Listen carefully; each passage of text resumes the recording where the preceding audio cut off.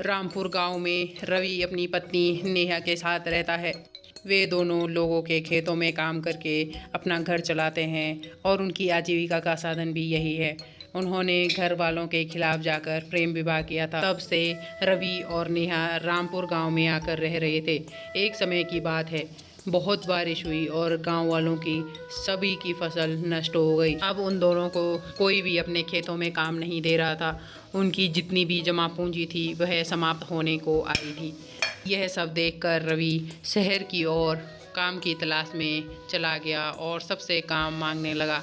उसे जो कुछ भी छोटा मोटा काम मिलता वह उसे कर लेता और कुछ खाने का ले आता। एक दिन रवि के फ़ोन में उसके दादाजी का फ़ोन आता है और वो उसे चंदनपुर अपने पास बुलाते हैं। नेहा, हम दोनों को दादाजी अपने पास चंदनपुर बुला रहे हैं। कल सुबह निकलेंगे हम यहाँ से। अगले दिन दोनों बस में बैठकर चंदनपुर अपने दादाजी रामचरण जी के पास चले जाते हैं। क्या हाल चाल है रवि बेटा, तुम कैसे हो? और मुझे माफ़ कर दो बेटा, मैंने तुम्हारी शादी को अस्वीकार कर दिया था, लेकिन अब जो हो गया सो हो गया। बीती बातों को भुला दो बेटे। और तुम्हारे जीवन में तो सब ठीक ठाक चल रहा है ना बेटा? मैं अब आपसे क्या कहूँ दादाजी, इस साल ज़्यादा बारिश होने की वजह से गांव वालों की सारी फसल नष्ट हो गई है, जिस वजह से मुझे और नेहा को कुछ भी काम गांव में नहीं मिल रहा है और हमें तो 2 वक्त की रोटी भी पेट भर नसीब नहीं हो रही है दादाजी। अरे बेटा, ऐसे मायूस मत हो जाओ। आज से तुम यहीं मेरे साथ रहोगे। हमारी इतनी अच्छी खासी जमीन है, तुम उसी में मेहनत करो और आगे चलकर तुम्हें ही तो ये सब कुछ संभालना है ना। मैं तो अब बूढ़ा हो चुका हूँ बेटा, मुझसे तो कुछ काम धंधा हो नहीं पाता है। ये सब सुनकर रवि और नेहा खुश हो जाते हैं। तभी नेहा दादाजी से कहती है, क्या सचमुच दादाजी आपने हम दोनों को माफ कर दिया? हाँ बहू, सच कहूँ तो उस समय जब तुम्हारी शादी हुई थी मैं बहुत अहंकार में आ गया था। मैंने सोचा मैं अपनी घर की बहू एक गरीब लड़की को कैसे बना लूं, लेकिन अब मुझे सब समझ आ गया है बेटा। मेरे बेटे और बहू तो अब इस दुनिया में नहीं है, तुम ही उनके इकलौते बेटे हो और इसीलिए आगे चलकर ये सारा धन संपत्ति तुम्हारी है मेरे बेटे।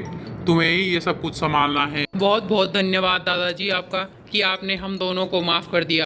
रवि के माँ बाप बचपन में ही गुजर गए थे, इसीलिए रामचरण जी ने ही रवि का पालन पोषण किया। दादाजी, हमारी शादी के बाद हम लोग आपको ऐसे ही छोड़कर चले गए, इसके लिए भी आप हमें माफ़ कर दीजिए। कोई बात नहीं बेटा, अब मैं बूढ़ा हो चुका हूँ और मेरा क्या आज और क्या कल, मेरा कोई भरोसा नहीं है बेटा। तुम तो जानते हो बेटा, हमारे स्ट्रॉबेरी के बागान हैं और अब मैं बूढ़ा हो चुका हूँ, मुझसे तो कुछ काम धंधा हो नहीं पाता है। तो मैं चाहता हूँ तुम दोनों मिलकर ये काम संभालो। ठीक है दादाजी, अगर आपकी ऐसी इच्छा है तो हम कल से ही अपने खेतों में काम शुरू कर देते हैं। बहुत बढ़िया बेटा, मुझे तुमसे यही उम्मीद थी मेरे बेटे। तुम तो जानते ही हो बेटा, हमारी स्ट्रॉबेरी की कितनी अच्छी फसल होती है। इससे तो तुम आराम से अपना और अपने परिवार का पालन पोषण कर सकते हो। और बेटा, काफ़ी समय से हम इसी व्यापार को तो करते आ रहे हैं और देख लेना, इसमें बहुत अच्छा मुनाफा होता है।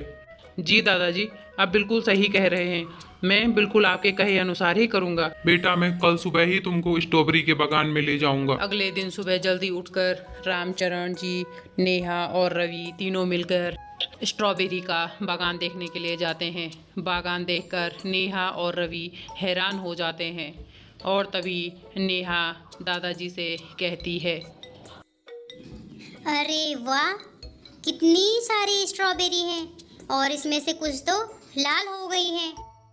दादाजी, मैं और नेहा आज से ही काम शुरू कर देते हैं। अब वक्त आ गया है दादाजी, आपने जो कुछ मुझे बचपन से लेकर आज तक सिखाया है मैं उसके इस्तेमाल कर सकूं। तब ऐसा कहते हुए रवि और नेहा बागानों की देखभाल करने लगते हैं। कुछ दिनों बाद ही स्ट्रॉबेरी की फसल तैयार हो जाती है। तब रवि ने अपने साथ मदद के लिए गांव के कुछ बेरोजगार लोगों को भी अपने साथ काम में लगा दिया और रवि स्ट्रॉबेरी लेकर खुद ही शहर में बेचने के लिए जाता और बजाय किसी व्यापारी से व्यापार करने के खुद ही बाजार में स्ट्रॉबेरी बेचता था, जिससे उसे अच्छा मुनाफा होता था। ये सब कुछ दादाजी की वजह से हुआ है। अगर दादाजी नहीं होते तो पता नहीं मैं और नेहा क्या करते। अगर दादाजी ने हमें घर नहीं बुलाया होता तो हम अपने बागानों में कभी काम नहीं कर पाते और ना ही इतना अच्छा पैसा कमा पाते। देखते ही देखते काफ़ी समय गुजर गया और रवि अपनी जिम्मेदारियों को बखूबी निभा रहा है। अब 6 महीने होने को आए हैं और फिर से स्ट्रॉबेरी की फसल तैयार हो गई है। नेहा और रवि अपने बागानों में खूब मेहनत करते हैं और उनकी स्ट्रॉबेरी इतनी मशहूर थी कि सारे लोग उनकी स्ट्रॉबेरी की बहुत तारीफ़ किया करते थे। रवि के कारण गांव के कई लोगों को रोज़गार भी मिल गया था, जिसमें से कुछ लोग स्ट्रॉबेरी की देखभाल करते थे, कुछ पैकेट बनाते थे, कुछ डब्बे में पैक करते थे और सभी लोग अपना अपना कार्य बखूबी निभाते थे। यह सब देखकर गांव का एक आदमी रतन, जो कि नेहा और रवि की शादी के बाद उसके दादाजी के स्ट्रॉबेरी के बागानों की देख रेख करता था और स्ट्रॉबेरी का व्यापार किया करता था, लेकिन वह दादाजी को कभी पूरे पैसे नहीं देता था, उसमें से अपने लिए भी बचा लेता था। वह सोचता है, इस रवि के आने के बाद तो कुछ ज्यादा ही नुकसान हो गया है मेरा। मुझे तो कहीं काम भी नहीं मिल रहा है। इसको तो देखना पड़ेगा। ऐसा करता हूँ, इसकी स्ट्रॉबेरी की फसल ही नष्ट कर देता हूँ। तब रतन एक रात को जाकर अपने आदमियों के साथ स्ट्रॉबेरी के ऊपर गलत कीटनाशक का छिड़काव कर देता है और वहां से भाग जाता है। अगले दिन सुबह जैसे ही रवि और नेहा अपने बागानों में आए तो उन्होंने देखा सारी स्ट्रॉबेरी सूख के जल गई थी। अरे ये सब कैसे हो गया जी? कल शाम को तो जब हम आए थे तो सब कुछ ठीक था, अचानक ये पौधे इतने खराब कैसे हो गए? ये तो कुछ कीड़ा भी तो नहीं हो सकता क्योंकि सारे खराब हो गए हैं। कुछ तो हुआ है। किसी ने कुछ तो गड़बड़ की है यहाँ। ऐसा करते हैं, दादाजी के पास चलते हैं। तब वे दोनों अपने दादाजी के पास चले जाते हैं। यह सब रतन रास्ते में बैठा हुआ देख रहा था। अब मजा आएगा ना। अब आया ऊंट पहाड़ के नीचे। क्यों बेटा रवि, बहुत उड़ रहे थे ना? अब तुम्हें मजा आएगा क्योंकि मैं तुम्हारी सारी फसल नष्ट कर चुका हूँ। दादाजी, स्ट्रॉबेरी के सारे पौधे जल गए हैं दादाजी। क्या? ये तुम क्या कह रहे हो रवि बेटा? आज तक तो ऐसा कभी नहीं हुआ। क्या हो गया?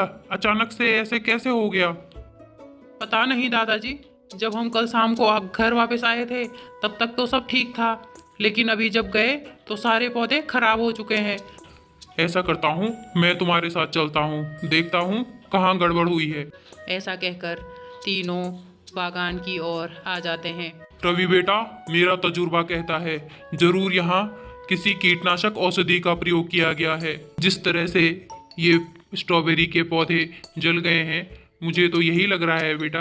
क्या तुमने किसी कीटनाशक औषधि का प्रयोग किया है? नहीं दादाजी, मैंने तो किसी कीटनाशक औषधि का उपयोग नहीं किया है दादाजी। नहीं बेटा, तुम चाहे जो कहो, लेकिन यहाँ इस बागान में किसी ने जरूर कीटनाशक औषधि का प्रयोग किया है। रवि और दादाजी पूरे बागान में घूमते हैं। तब रवि की नज़र एक ऐसे स्ट्रॉबेरी के पौधे पर जाती है जो एकदम हरा भरा और उसकी स्ट्रॉबेरी भी एकदम लाल लाल थी। दादाजी जल्दी यहाँ आइए। ये देखिए, ये पौधा तो एकदम हरा भरा और इसकी स्ट्रॉबेरी देखो कितनी लाल लाल सी है। मैं अभी जाकर पानी लेकर आता हूँ और इसमें पानी डाल देता हूँ दादाजी। रवि बेटा, तुम ऐसा करो, सारी स्ट्रॉबेरी के ऊपर पानी डाल दो। क्या पता कल सब ठीक हो जाए। ऐसा कहकर रवि उस सब स्ट्रॉबेरी में पानी डाल देता है और वहाँ से तीनों के तीनों चले जाते हैं। अगले दिन रवि और नेहा जैसे ही बागान में फिर से पहुँचते हैं, वो आश्चर्यचकित हो जाते हैं क्योंकि सारी स्ट्रॉबेरी फिर से एकदम लाल लाल और पौधे भी एकदम हरे भरे हो गए हैं। ये कैसे हो गया जी? कल जब हम गए थे तो सारे पौधे मुरझा रखे थे, अभी फिर से कुछ जादू हो गया है क्या? सब फिर से ठीक हो गया है? नेहा, कल जब मैं और दादाजी बागान में थे तब मुझे एक ऐसा पौधा दिखा था जो कि एकदम हरा भरा था और उसकी स्ट्रॉबेरी भी एकदम लाल लाल थी। उस पौधे को कुछ भी नहीं हुआ था। मुझे लगता है वो पौधा कोई जादुई पौधा था। हाँ जी, आप एकदम सही कह रहे हो। इसीलिए तो हमारी सारी स्ट्रॉबेरी फिर से ठीक हो गई है। तब रवि नेहा की सारी बातों को सच मान लेता है और गांव से मजदूर लाकर फिर से सारी स्ट्रॉबेरियां इकट्ठा कर लेता है। तभी उसे वहां कुछ आवाज़ सुनाई देती है। रवि, रवि, और रवि और नेहा इधर उधर देखते हैं क्योंकि ये आवाज़ सिर्फ रवि और नेहा को ही सुनाई दे रही थी। रवि एकदम घबरा जाता है। कौन कौन बोल रहा है? मैं वही स्ट्रॉबेरी का पौधा हूँ जो तुमने कल देखा था। तुम बहुत अच्छे इंसान हो रवि। तुम्हारी वजह से गांव के कई बेरोजगार लोगों को रोजगार मिला है और तुम एक बहुत अच्छे इंसान हो। तुमने सब स्ट्रॉबेरी का बहुत अच्छे से ख्याल रखा है, इसीलिए तो सारी स्ट्रॉबेरी फिर से ठीक हो गई हैं। तुम जितनी भी स्ट्रॉबेरी निकालोगे अगले दिन तुम्हें उससे भी ज़्यादा स्ट्रॉबेरी मिलेंगी। लेकिन अगर किसी ने फिर से मेरी फसल नष्ट करने की कोशिश की तो फिर क्या होगा? तुम चिंता मत करो। अब जो भी यहाँ इस फसल को नष्ट करने के लिए आएगा वो इस बागान से बाहर नहीं जा पाएगा, वो यहीं घूमता रह जाएगा। यह सब सुनकर रवि और नेहा निश्चिंत हो जाते हैं। फिर रवि सब स्ट्रॉबेरी को बॉक्स में भरवाकर शहर की ओर बेचने के लिए चल पड़ता है। यह सब देखकर रतन आश्चर्यचकित हो जाता है। अब वह रात को अकेले ही स्ट्रॉबेरी के बागान में फसल नष्ट करने के लिए जाता है और सोचता है, अरे मैंने तो सारी फसल नष्ट कर दी थी, ये सब कैसे हो गया? कोई बात नहीं, इसके ऊपर फिर से कीटनाशक छिड़क देता हूँ, सारी फसल नष्ट हो जाएगी। तब देखता हूँ रवि कैसे अपना व्यापार करता है। रतन फिर से स्ट्रॉबेरी के ऊपर जहरीले कीटनाशक का छिड़काव करना शुरू कर देता है। जैसे ही छिड़काव करके वह बागान से बाहर निकलने की कोशिश करता है, लेकिन वह बाहर नहीं निकल पाता है। वह पूरे बागान में घूमता रहता है। सुबह होते ही जैसे ही रवि अपने बागान में जाता है, वह देखता है कि रतन वहाँ गिरकर बेहोश पड़ा है। अरे ये रतन यहाँ क्या कर रहा है? मुझे लगता है इसी ने कीटनाशक औषधि का प्रयोग किया है हमारे बागानों में। तब रवि रतन को उठाता है। मुझे माफ कर दो रवि, मुझे माफ कर दो, मुझसे बहुत बड़ी गलती हो गई है। मैंने तुम्हारे बागानों में कीटनाशक औषधि का छिड़काव किया था और तुम्हारी सारी फसल नष्ट कर दी थी। मैं तुमसे हाथ जोड़कर माफी मांगता हूँ। तुम्हारे काम को देखकर मेरे अंदर ईर्ष्या का भाव आ गया था, लेकिन मैं समझ गया हूँ मैं बहुत गलत था। मुझे माफ कर दो, मैं आइंदा से तुम्हारे रास्ते में कभी नहीं आऊँगा। यह सब कहकर रतन को बागान से बाहर जाने का रास्ता मिल जाता है और वह यहाँ से भाग जाता है। तब रवि घर जाकर नेहा और अपने दादाजी को ये सब बात हंसते हुए बताता है। कई साल गुजर गए हैं। नेहा और रवि अब बहुत खुश हैं और उनका एक बेटा भी है जिसका नाम चिंटू है। सीख, कभी किसी से ईर्ष्या और द्वेष की भावना नहीं रखनी चाहिए। Like, comment, share and subscribe.